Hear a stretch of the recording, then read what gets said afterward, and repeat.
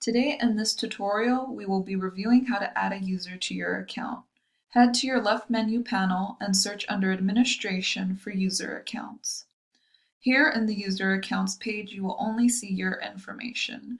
Your account will always be free, but to add a team member will cost you $99 per user per month. After clicking New User, click Continue and a pop-up window for payment method will appear. Fill out your name and credit card, and once complete, go ahead and click Save. You have now successfully added a new team member. An email notification will appear in that user's inbox, prompting them to accept the invite by clicking into the email.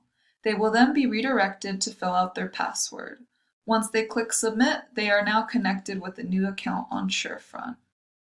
I will now head back to my account and head to the billing section. Here, you will be able to see your monthly statements with every user listed on your account. If you need to update your credit card information, you can do so by clicking next to your pre-existing card.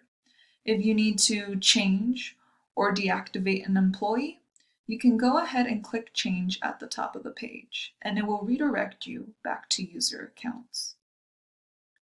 If you would like to deactivate your account, select Cancel, and a window requesting if this change is correct will appear.